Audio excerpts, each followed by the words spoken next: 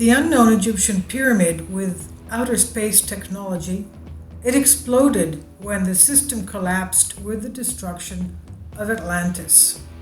Most people don't know that near the famous trio of pyramids in the Giza plateau of Egypt, just at Cairo, Egypt, there are two other pyramids of which only the foundations are remaining. So where are the pyramids? Where'd they go to? One of them is called the unfinished North Pyramid of Zawiet El Arian. The other is called the Layer Pyramid or the Step Pyramid. Archaeologists believe that these are incomplete pyramids, but there is an alternative theory, according to UFOspain.com, where it's claimed that they were completed, but these pyramids were suddenly destroyed a very long time ago. There's been various theories and information on the internet about the unfinished North Pyramid of Zawiet Al Arian, showing that it is not unfinished, but that the underground structure is not a burial chamber and that the granite basin they found is not a sarcophagus, the granite boxes. These granite boxes are about 100 tons each. The lid alone is 30 tons. They have found these granite boxes in other pyramids, like in the Saqqara Desert, these granite pyramids. Some people believe that they produce energy because they have not been found to contain remnants of any type of burial, human or otherwise. Now, the original source information is the Italian archaeologist Alessandro Barsanti.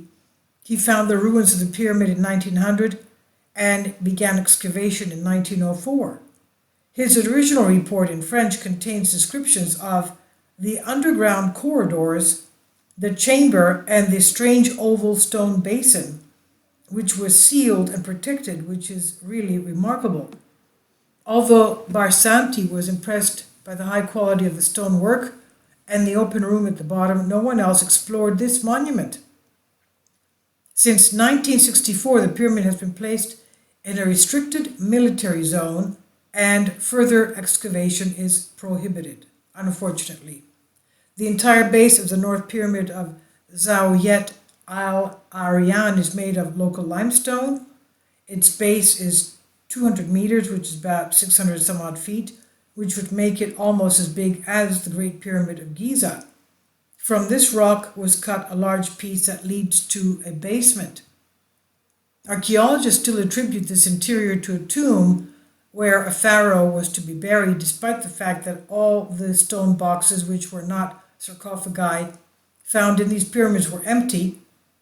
No human was ever found in them. They were all found to be empty, and that all the pharaohs and aristocrats were buried elsewhere.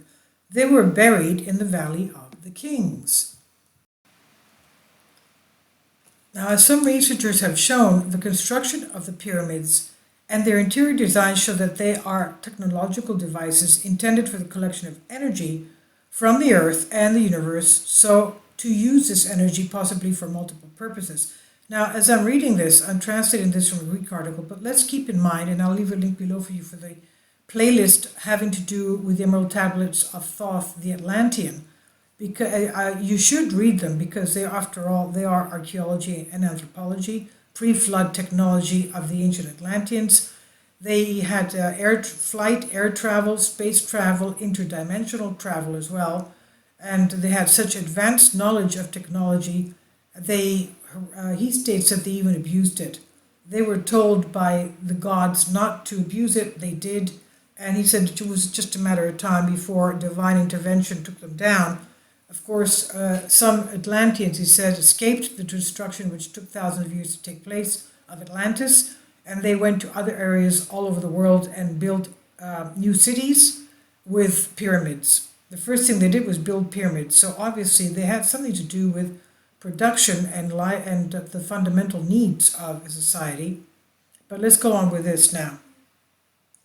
Some say that the builders of the pyramids since the time of Atlantis used liquids and gases inside the pyramids, which is interesting because of the granite the granite blocks, the granite cubes found in the base of the North Pyramid of Zayet El Arian. Others say that the underground veins of the water produced electricity, and also that sound vibrations that were amplified by the construction of the pyramid. At the moment, we do not know for sure how these pyramids worked. This is beyond the technology we have today, because the Atlanteans used very different technology, and those structures were destroyed, and what is left now are ruins. It's claimed that most of the pyramids were built 12,000 years ago during the period of ancient Atlantis. After its disappearance and the destruction of the coastal areas by huge tsunamis, many of those that were in Egypt were left in ruins. After a few thousand years, the Egyptians settled there, embracing the pyramids and whatever they found with their own culture. For example, we see that some of the dynastic temples built of small stone were built on large stone blocks of several tons, which formed the rest of the base of the Atlantean pyramids. And what also has been pointed out is that most likely when the Atlantic civilization reached a catastrophic end, a malfunction of the pyramid technology followed by explosions that destroyed them. Now, there are other nearby pyramids that show signs of eruption with stone masses scattered all around them. One of them is the Dashur pyramid, which has a disassembled corner as if it exploded. The North Pyramid of Zayet El Arian may also have exploded sometime in the past, as many scattered stones were found around it. The reason why only the base remains today is easy. For the past thousands of years,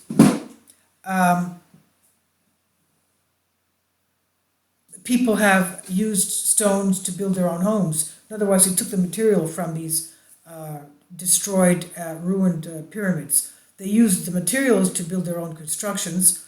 Why go and extract stone when you can use already cut stones from old monuments, right?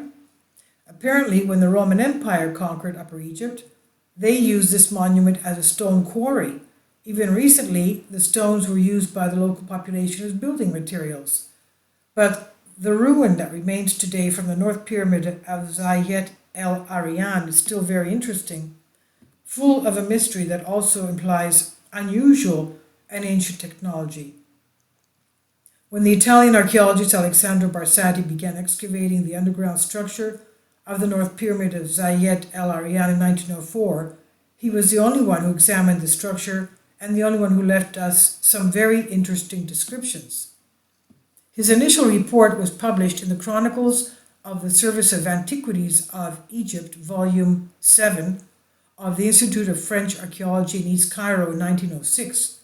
Although not much remains of the North Pyramid of Zayet El Arian, we can point out some features that, according to alternative theory, do not make it so much a tomb, but a technological construction about which we do not know much yet.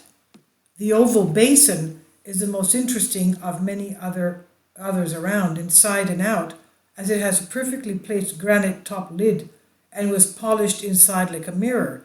These features create a very strong bond with Serapeum underground granites, the granite boxes, with perfect 90-degree angles that are also polished like mirrors and incidentally cannot be made or reproduced with our modern technology that we have today. This is still a mystery. So why did these granite boxes have to have a smooth interior, like a mirror? And why was it oval or like a box, shape that is even harder to make than a simple rectangular box? Oval basins, smooth interior granite. It's very possible that after the destruction of the pyramid, perhaps from a possible explosion as mentioned above, the caretakers sealed the basin with a layer of limestone. They could also have filled the cabin and the causeway and the hallway with rocks and debris. And it's very likely that these people did not survive the disaster, so the sealed basin, quote unquote, remained so until the Italian archaeologist Barsati rediscovered it in 1900. Could there be more underground passages that have not yet been discovered? Well, I would have put my comment in here. According to Plato's writings, there are whole cities underneath the Giza Plateau, and also the area of the Saqqara pyramids. This is also what Thoth the Atlantean told us in his Emerald Tablets, that there are whole pyramids, whole cities underneath for thousands of people. Not only are there underground cities, but they are luxurious. So, as Marsati pointed out, after a heavy rain, the well was flooded to a height of 3 meters, that's about 10 feet. By midnight, the water had dropped sharply to about 3 feet. We can only explain this phenomenon by assuming that there is an underground tunnel large enough to have room for 380 cubic meters of water. One may wonder why the Egyptian authorities are not interested in these new excavations. They are always eager to discover a hidden tomb full of treasures and bounties, but completely reluctant to look at something excitingly different that might lead to the solution of some mysteries. There are those, though, who think that the Egyptians don't want to excavate something that they believe can lead archaeologists and scientists to find that these constructions are older than the Egyptian pharaohs' pharaonic lines, because they want to have the credit that they built them, whereas they seem to be much older than the Egyptians. They could be much older because they could be Atlantean, for example. Anyway, I've translated this for you from a Greek article, DIadrastika. Please tell me what you think. Thank you for your support. And if you'd like, please support my Patreon account as well. Thank you.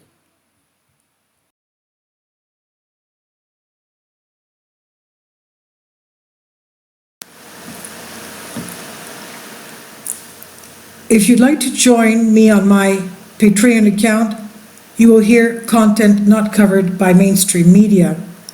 These riveting stories will be based on my research, and I will state my opinions and give my personal insight on diverse and controversial subjects and world events not covered by mainstream media, and not supported by YouTube guidelines. So whatever I have on my Patreon, most of those will not be on my YouTube channel. Please consider becoming a member today. More of the most significant and important videos will be on my Patreon channel. Your support helps me to continue my research and keeps this YouTube channel alive.